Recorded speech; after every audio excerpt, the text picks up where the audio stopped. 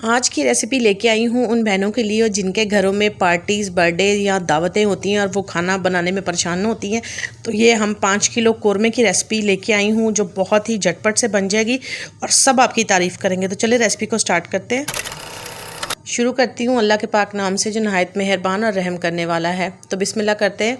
तो ये देखेंगे मैंने 5 kg लिया है चिकन और इसको मैंने ये कट लगा लिए। मैंने इसको 15 मिनट के लिए सिरके और नमक वाले पानी में पहले डिप किया था और फिर मैंने इसको अच्छे से वॉश कर लिया। पानी मैंने बिल्कुल स्टेन कर दिया। मैंने इसको एक छन्नी में रखा हुआ है और ताकि इसका सारा पानी जो वो स्टेन हो जाना चाहिए।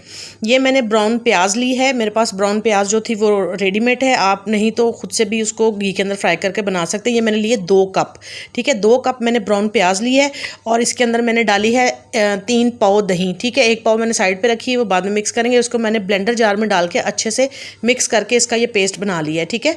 आप इसके अंदर एक्स्ट्रा पानी और डाल के इसको थोड़ा सा लिक्विड ही कर सकते हैं।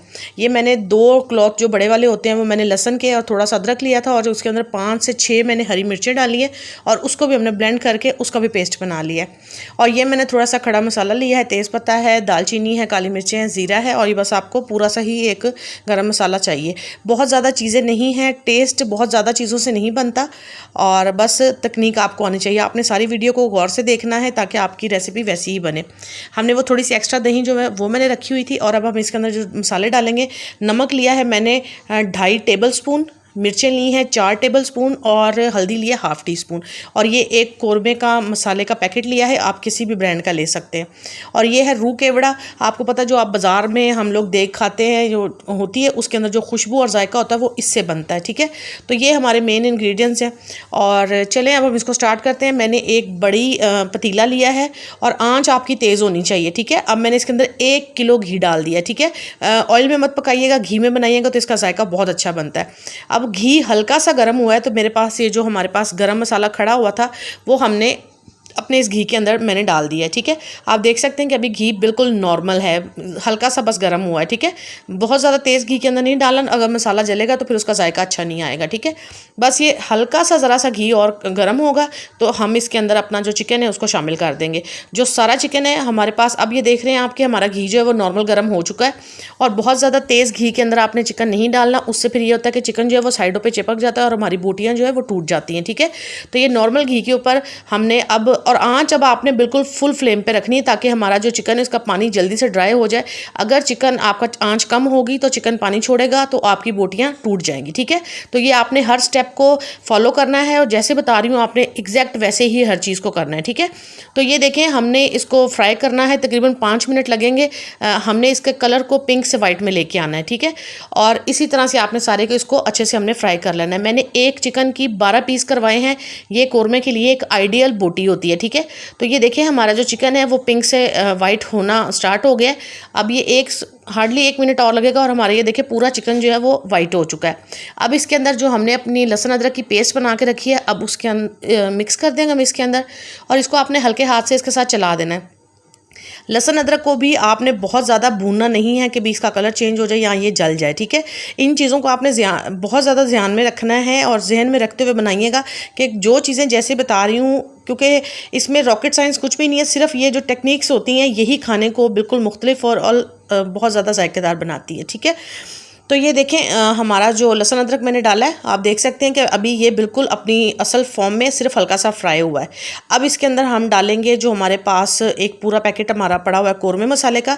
पहले हम वो इसके अंदर शामिल करेंगे और इस चिकन को हम इस कोरमे मसाले के साथ अच्छे से मिक्स कर देंगे।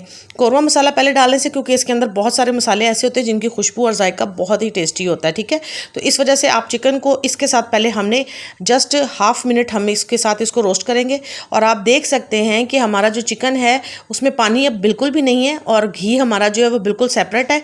और अब ये जो हमारे पास नमक मिर्च है वो हम इसके अंदर ऐड कर देंगे साथ ही, ठीक है। और इसको भी हम अच्छे से मिक्स कर देंगे। अभी तक मैंने कोई भी पानी चिकन के अंदर ऐड नहीं किया है और ना ही इसकी ज़रूरत होगी। और लेकिन आपने अपने मसालों का ध्यान रखना है कि भाई ये जलने नहीं चाहिए। बस हार्डली मैं इसको हाफ मिनट इसको हम मिक्स करेंगे और मिक्स करने के बाद जो है आप ये सारा मसाला जो है ताकि जो हमारी मिर्चें और नमक वगैरह सब इसके साथ अच्छे से कोट हो जाए, ठीक है। तो ये देखें अब हमारे मसाले के अंदर पानी बिल्कुल नहीं है, चिकन का तमाम पानी जो है वो ड्राई हो चुका है। अब इस पॉइंट के ऊपर जो हमने ये अपने प्याज ब्राउन का और दही का जो मिक्सचर है, वो जो मेरे पास एक्स्ट्रा दही पड़ी थी मैंने वो भी सारी डाल के 3 पाव जो दही है उसके अंदर 2 कप जो हमने ब्लेंड किए थे, अब वो दही हल्के से पानी के साथ मिक्स करके मैंने इसके अंदर डाल दिए। अब ये जो एक ज़बरदस्त सी ग्रेवी और जो जायका है वो इसी से बनेगा। हमेशा ज़हन में रखिएगा कि जो बाज़ार में कौरमे बनते हैं उनमें टमाटर ज़्यादा नहीं टमाटर डाला ही नहीं जाता, क्योंकि टमाटर की वजह से जो ग्रेवी बनती है वो पानी बन के अलग हो जाती है, तो इस वजह से टमाटर नहीं डाला जाता। ये बिल्कुल ऑथेंटिक एक रेसिपी है जो मैं आपके साथ शेयर कर रही हूँ, मेरी टेस्टेड है और ये इतना टेस्टी बना था कि मैं आपको बयान नहीं कर सकती। तो ये देखें, अब मैंने इसको अच्छे से मिक्स किया है और ये तकरीबन 5 मिनट हो गए हैं जो इसकी भुनाई करते हुए। तो आप देख सकते हैं कि अब हमारी जो दही और प्याज अच्छे से इसके साथ भुन चुका है और हमारा जो ऑयल है वो काफ़ी हद तक जो है वो सेपरेट होना स्टार्ट हो गया है। अब इसका अच्छा सा ये देख सकते हैं आप कि ये दाना बन चुका है और मैंने इसकी तकरीबन 5 से 7 मिनट तक भुनाई की है। अब आप इसका जो ग्रेवी की कंसिस्टेंसी है वो आप देख सकते हैं कि ये देखें ये कितनी ज़बरदस्त वो जो ग्रेवी होती है वो हमारे कौरमे की जो वो तैयार हो गई है। ठीक है, तो ये देखें ये होता है कमाल। बस आपने यहाँ पर जब इसको अच्छे से भुनाई करनी है तो ये कौरमा आप समझ लें कि हमारा 80% कौरमा जो है वो बिल्कुल तैयार हो चुका है और इसकी अच्छी वो देगी ग्रेवी जो है बन चुकी है। अब जाहिर बात है हमने फैमिली में या चंद मेहमानों को देना है, तो इस वजह से मैं इसके अंदर 1 लीटर गर्म पानी डाल रही हूँ। ठीक है, गोश्त के अंदर कभी भी ठंडा पानी मत मिक्स कीजिएगा, उससे इसके टेस्ट में ख़राबी हो जाती है। तो आपने गर्म पानी जो है वो इसमें 1 लीटर ऐड कर देना है। आप चाहें तो ग्रेवी बढ़ा भी सकते हैं, लेकिन फिर वो कौरमे का शक्ल ख़राब हो जाएगी और टेस्ट पर तो खैर फ़र्क नहीं पड़ेगा, लेकिन शक्ल ख़राब हो जाएगी। ठीक है, तो ये एक परफेक्ट नान के साथ खाने वाला ज़बरदस्त सा फैमिली के अंदर कौरमा जो है वो बिल्कुल हमारा तैयार हो गया है। आप ये देखिए मैंने बस इसकी इतनी सी ग्रेवी रखी है। ठीक है, अब मैंने जो इसकी आंच है वो मैंने दरमियानी कर दी। आप देख सकते हैं कि अब ये सेंटर में से पक रहा है।